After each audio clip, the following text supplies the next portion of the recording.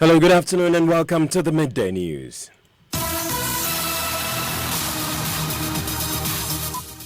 This bulletin is coming to you live from the Joy 99.7 FM studios, Kukumlimle in Accra, at digital address GA0993341. Also live on Love FM in Kumasi, affiliates across the country, including Pad FM in Damango, Jubilee FM in Keta, and Sunshine FM in Boku. It's on ABN Radio in London and around the world at myjoyonline.com. The news is brought to you by UMB Bank, UMB Speed Up, DigiBank. Let's go. SuperSim, build your dream. And Telesol 4G, just a touch. And coming up, dismissed Deputy CEO of National Youth Authority alleges payment of 1.8 million cedis was made to a private company despite a seizure of a payment voucher. We have details as he insists he did no wrong in the procurement scandal that has rocked the authority, leading to the dismissal of its CEO and two deputies. Use education, like my government's free SHS policy, to tackle violent extremism. That's coming from President Akufo-Addo as he addresses high-level forum to honor former UN General Secretary Kofi Annan. The cost of providing free secondary school education will be cheaper than the cost of the alternative of an uneducated and unskilled youthful worker that has the capacity to retard our development and to pose a threat to the peace and stability of our nation. Meanwhile, on today's edition of Joy News' citizen-driven series, Dear Nanado, we hear from parents and experts on their assessment of the Free SHS initiative 3 years after its implementation.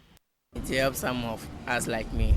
We don't have money to pay for the SS, but because of the Free SHS, I was able to attend SHS. Owners of some food joints clash with health inspectors of the Accra Metropolitan Assembly, intent on shutting them down for selling under insanitary conditions. Poor environmental conditions, flies and dirty clothing, everything. You put this in under it, use it to prepare food for people to come. Arranging police officers to come and pick her up, and we'll close the chop bar. We will get the latest on the ground as the Joy Clean Ghana campaign kicks off. And in sports, 11 foreign-based players have joined the Black Meteors camp ahead of their crucial Olympic Games qualifier with Algeria on Friday. Benedict also will be here with the sports, and Ghana seeks the support of the South African police as xenophobic attacks continue in that country, leaving at least 6 people dead. The assurance they give is that they will make sure that this thing is nipped in the bud. We'll hear from Ghana's High Commissioner to South Africa, as well as an international relations expert on this development. My name is Israel. Stay tuned in. In our first story, dismissed Deputy CEO of the National Youth Authority, Richard Jojo Obeng, is claiming to have blocked payment of 1.8 million cedis to a private company to train the youth in street light installation. He says he finds it shocking that a check was still issued to the company even though he blocked the payment voucher. President Akufo-Addo, acting through Sports Minister Isaac Esiama yesterday, terminated the appointment of NYA CEO Emmanuel Asigri and his two deputies, Richard Obeng and Brighter Champong. The reason for the dismissal is not stated in the letters written to them, but one of the affected individuals, Richard Obeng, has in a statement been insisting he did no wrong. My colleague Joseph Akable joins me in the studio with more. Hello, Joseph. First, tell us about this street light installation program. So this is a contract we understand was awarded to Preforce Ghana Limited. It's an 11.75 million cedis contract for the training of 500 youth across the country in the installation and maintenance of street lights. All right, now one of the dismissed deputy CEOs, Richard Obeng, has been responding to some reports on alleged procurement breaches. First, tell us about the reports. It's a story that was actually put out by the Herald. The story indicates that there had been some procurement malpractices in the award of the contract. The story also indicated that an amount of 1.8 million cedis has already been paid to the company, even though the budget and payment did not have the National Youth Authorities Board approval. The story concludes by saying that the PPA had commenced a probe into this particular transaction. And what does Mr. Obeng say directly about his involvement in this transaction? He says he had no hand in the procurement violations. That part of the statement says, quote, all records available at the NYA, that is management minutes and internal payments, documents clearly show that I and a few good people have indeed held and taken the strongest possible opposition to the NYA Preforce Streetlight training engagement. He also says that as the schedule officer responsible for approving payment vouchers, I refuse to ever approve any payments intended to that company. I did not approve the over 1,800,000 cedis payment. I actually stopped the payment voucher covering that transaction and logged it up. It is still in my possession. As to why and how that check was written, in spite of the payment voucher blockade, I leave it to the team of investigators and possibly prosecutors. All right, and then he also talks about advising key officials of the NY about this transaction. Tell us more. The first has to do with the director of procurement. He says he advised them to consider opening the bid for that transaction if they wanted him to be party to the approving payment. He also talks about the fact that he, together with his deputy in charge of operations, proceeded to the office of the chief executive officer and gave professional advice, which essentially cautioned him not to proceed. And so he says that he hopes that investigations will go on, and he also thanks the president for the opportunity to serve. All right, thank you very much, Joseph Akable there. President Akufo-Addo says implementation of his government's free SHS program is one way of dealing with the root causes of violent extremism. Speaking at the maiden edition of the Kofi Annan Peace and Security Forum, he said military interventions are not the only way of tackling violent extremism across Africa. He advocated the creation of policies like the free SHS program to deal with its root causes, which include lack of education, unemployment, and poverty. The fight against terrorism and violent extremism cannot be limited only to military means. Broader policies must also be put in place to create opportunities and jobs for our youth if we are to be successful with their root cause. Firstly, through education.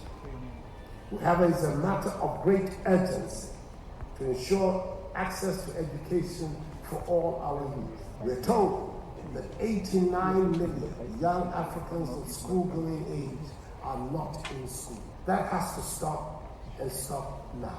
In Ghana, at great cost, instituted a system of free secondary education, which has increased enrollment by nearly 50%. From this month, when schools reopen, 1.2 million Ghanaian children will be beneficiaries of the free senior high school policy, the highest number of pupils in secondary school in our history.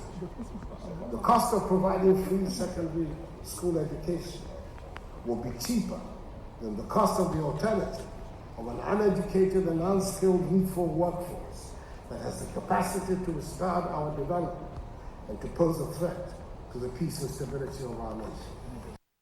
Now, my colleague Bernice Abubedu Lanza is at the event and joins us with more. Hello, Bernice. President Akufo-Addo has also been speaking about porous borders and how they feel the spread of violent extremism. What solutions has he been recommending?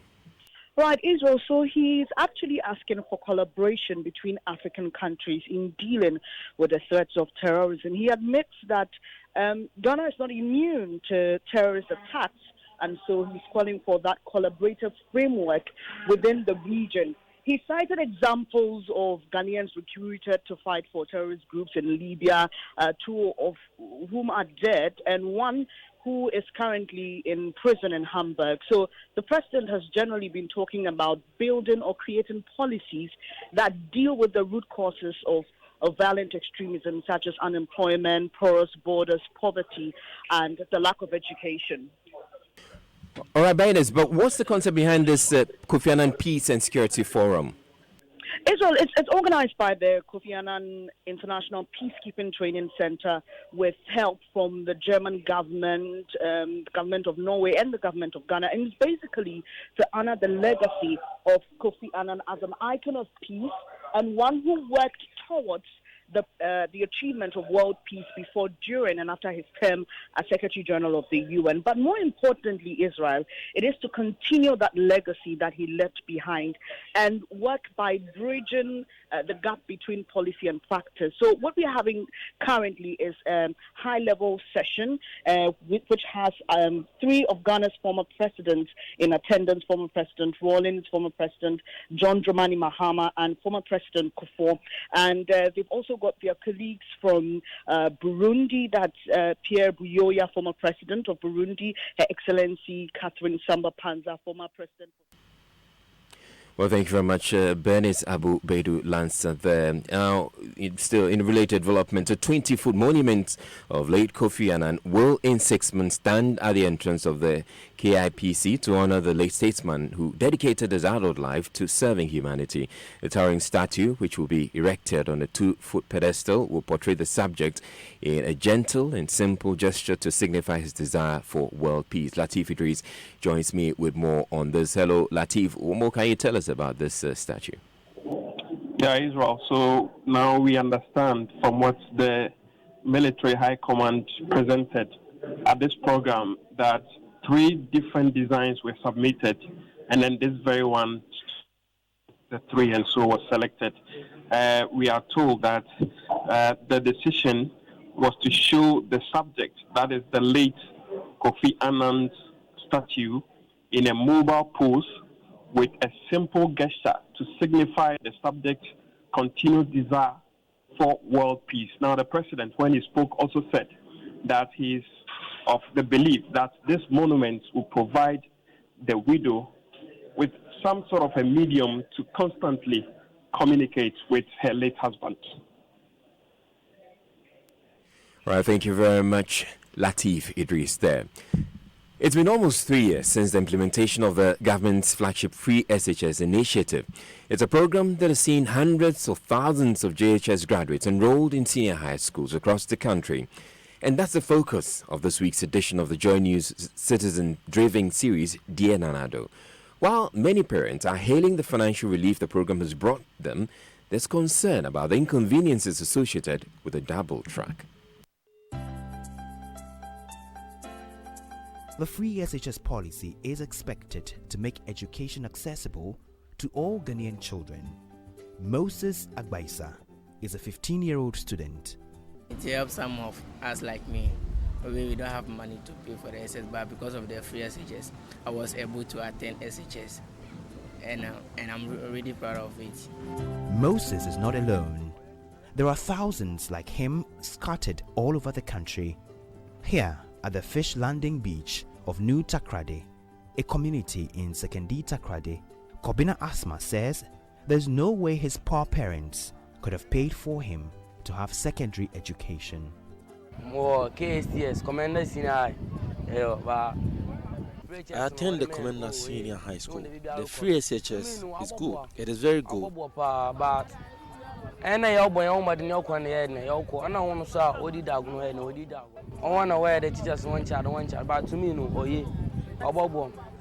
His father, Ija Atutuabo, is very excited about the government policy.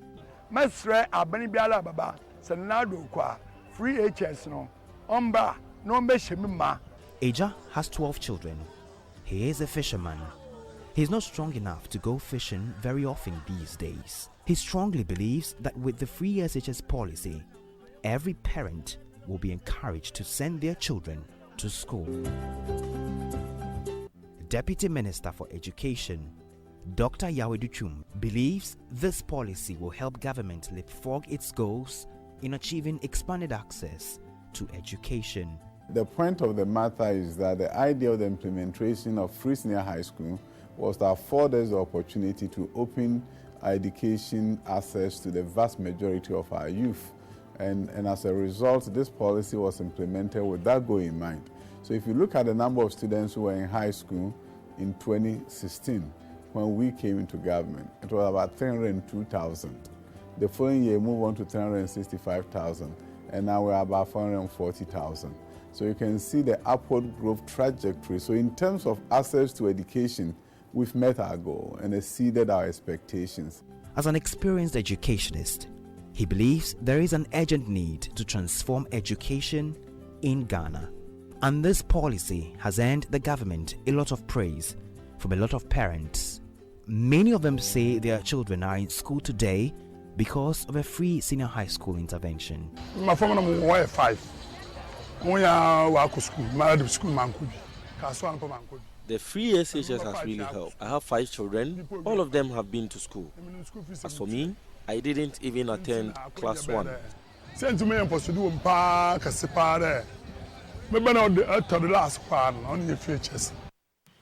There was a news desk report. Meanwhile, the Ministry of Education says it remains committed to completing all E-block projects left behind by the erstwhile Mahama administration to create spaces for new intakes in the free SHS initiative. Echo Vincent Osefo is head of public relations at the ministry. We are now having challenges as far as accommodation or spaces are concerned. Obviously, it was anticipated. And what the government decided to do was that, as a stopgap measure, we were basing on needs assessment. We spoke to all heads of the various institutions. Then they were telling the Free SHS Secretariat, the Ghana Education Service, that in my school, I am able to take up to 1,000 students, for example. However, the assembly hall that I have, or the dining hall I have, cannot take up to the 1,000. Then the Minister of Education and this cabinet will decide to now go and put up an assembly hall in that particular institution. And that was why for the past few weeks you've seen the Ministry of Education trying to bring out some pictures or some pictorial evidence of specific intervention projects that we have made in the various senior high schools. Apart from that, we have also decided to complete most of the E-blocks that were started by the previous administration. So last year, when you check the statistics of the Ministry of Education, the number of schools that we are posting students in were about 698. And currently, we are putting students in 721 schools, which shows the gap, which shows the number of schools that we have been able to add on stream. We have also spoken to quite a number of private institutions or private schools who are willing and able to hand over their schools for the management of the Ghana Education Service. And that alone is also giving us some space. Last year, when we spoke to them, it created space for us for about 13,200. Wow.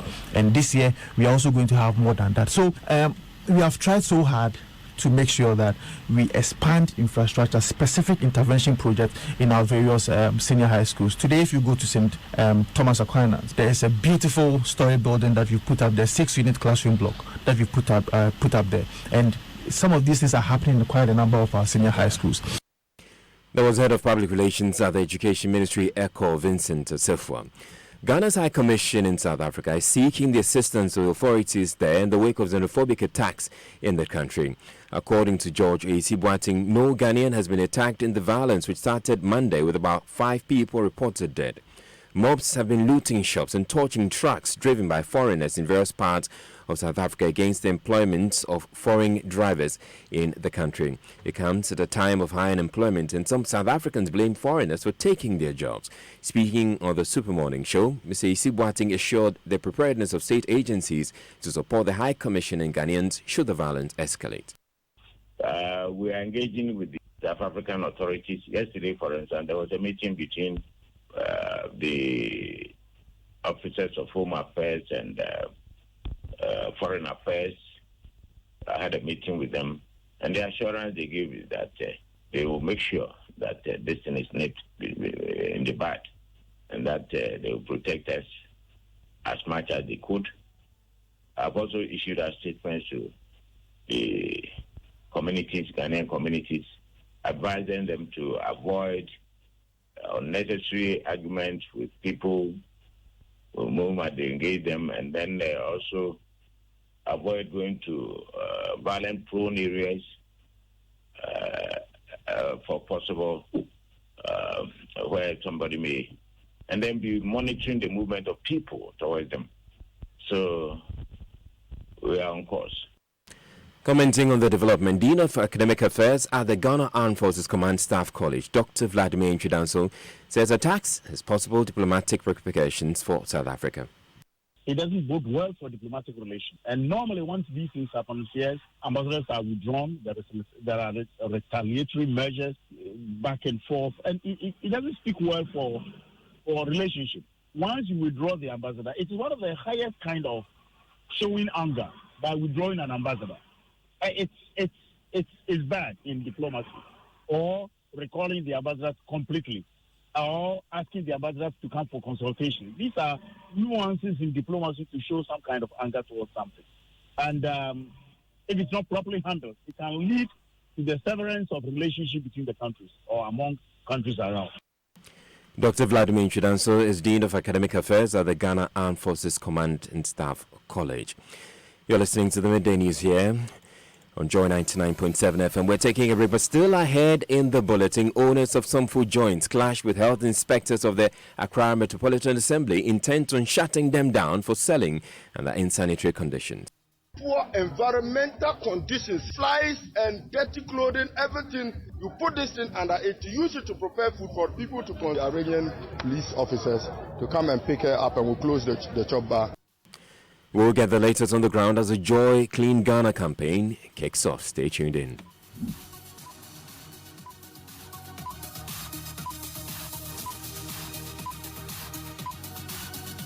Ago, my people, the Electoral Commission announces that the exhibition of the Voters Register comes off from Tuesday, 10 September to Tuesday, 17 September 2019 from 7 a.m. to 6 p.m. daily. All those who registered from the 2012 up to 2019 registration exercises should go in person to their polling stations to check if their names and particulars have been properly captured in the register. Go with your voter's ID card to facilitate fast checking of names. If you have lost your ID card, you should still go and check. Go to the polling station and have all your complaints resolved. Help ensure a clean and credible voters register by helping to remove names of deceased relatives. Come along with burial, death or obituary notice to help clean up the register. Let us help clean up the voters register to ensure free and fair election. Remember, the exhibition of the voters register comes off from Tuesday, 10th September to Tuesday, 17th September 2019 from 7 a.m. to 6 p.m. daily.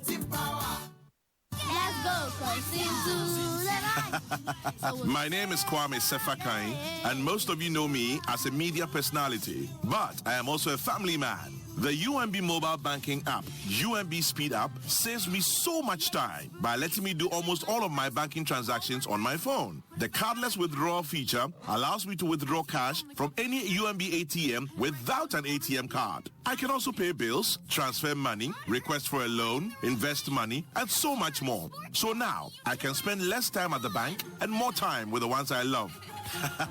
Bank anywhere and anytime with a UMB mobile banking app, UMB Speed App, and get the time to do what you love most. Download the UMB Speed App from your Android, iOS, or Windows phone today. Call 0302-633-988 for more information. UMB Speed App, Digibank, let's go!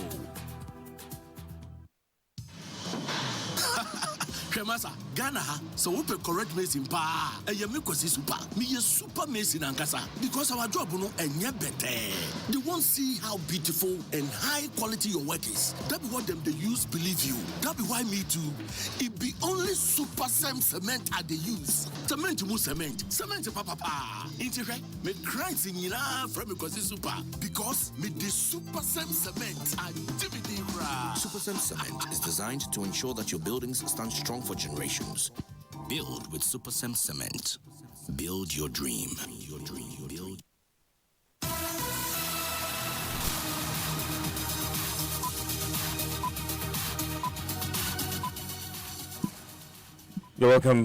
You're welcome back to the Midday News, and it's our time for sports. And Benedict also is here. Hello, Benedict. Hi, Israel. Now, 11 foreign-based players are in the Black Meteors camp ahead of their crucial Olympic Games qualifier with Algeria on Friday. Now, skipper Yaboa, Bernard Tekpete, Dauda Mohamed, Joseph Pentel, Gideon Mensah, and Majid Ashmero are among the players in camp. In all, 24 players are preparing for the game on Friday, and Coach Ibrahim Tanko has been speaking to us about their preparation so far.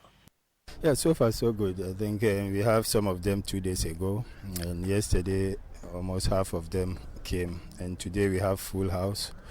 And so far, after first training, I can say all the boys are ready. This is national team, and I think you can't have them more than a week. This is the FIFA date that and they can come. But as you said, if we have them on Monday, it will have been better for us. But I mean, as I said, they came and they are doing well. So we'll try our best. And we play the 2 games with them and the local based players. We always try to mix them. I mean, we always try to have a very, very formidable side. And I think all of them are doing well, both the locals and the foreign base.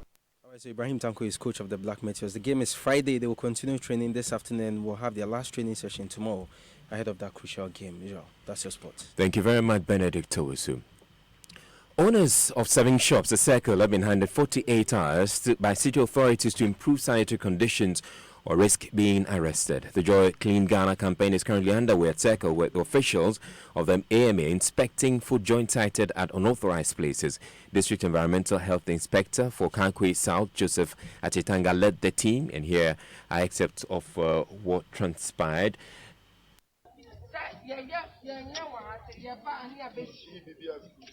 Everything, bring it up.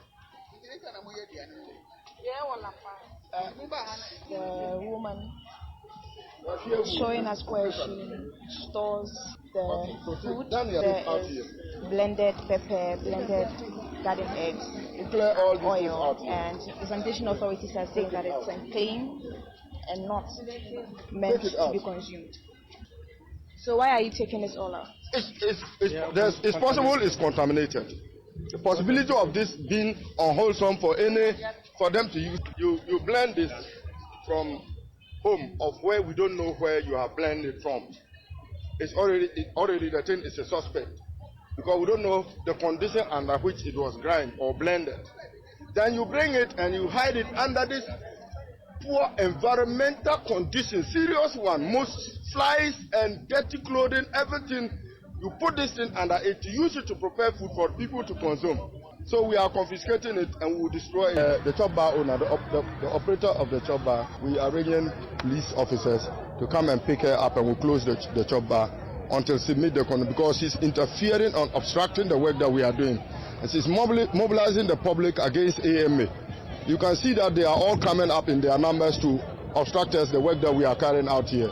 And she alone cannot distract the efforts of AMA for the areas he operates to clean the place and keep the place tidy. So based on that, we will pick her and put her behind bars. Tomorrow she will move to court. Now, Nancy Mufajwadozi is with the AMA team and joins us. Nancy, tell us more. What has been happening? Well, Israel, we've been to the Okaikwe South area, and this has to do with around Aveno, Circle, the OA station thereabout. And it's been interesting because early in the morning when we go to where they sell food, like the food vendors, you'd notice that some of them kept the food in very unhygienic conditions. A majority of these individuals were served notices to appear at the office of the AMA and also later appear in court. So basically, the most interesting thing that happened is that while people saw the AMA team walking through the market, people started sweeping and making sure that the environment where they sell their food and wares are clean. Thank you very much. That was Nancy Mufajwadozi bringing us the latest on the Clean Ghana, the Joy Clean Ghana campaign.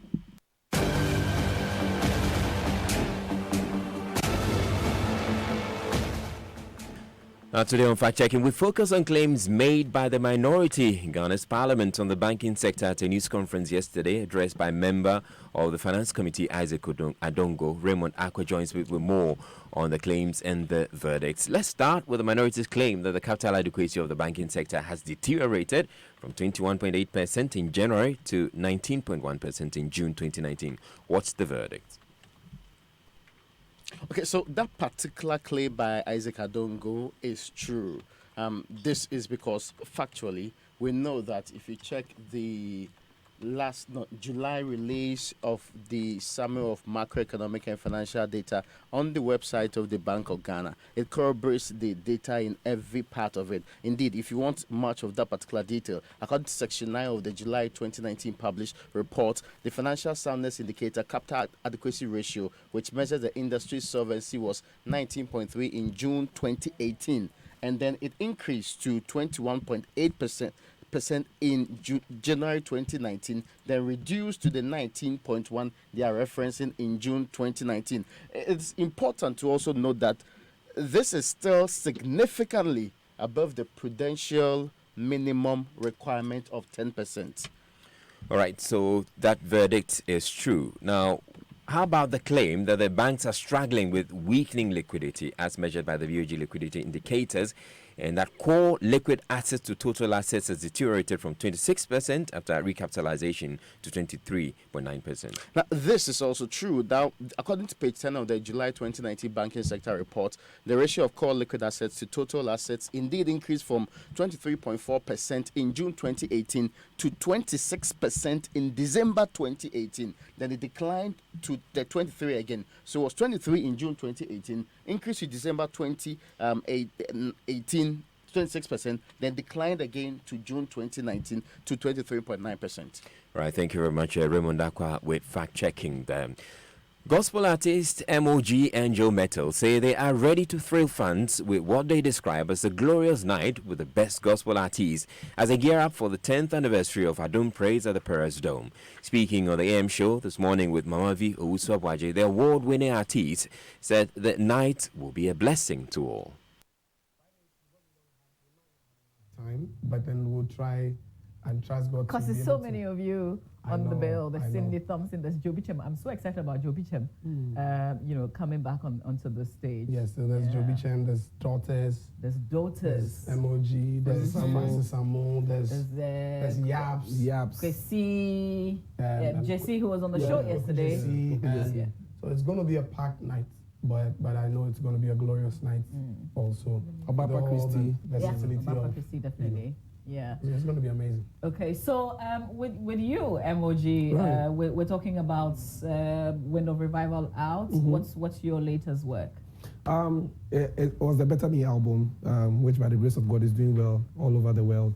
And on the 24th of September, we are bringing the Experience with Love. It was a worship session with a few friends of mine. Okay. So it's going to be a blessing to not just the body of Christ, but everybody. And amen to that. Adum Praise is this Friday, so go grab your tickets.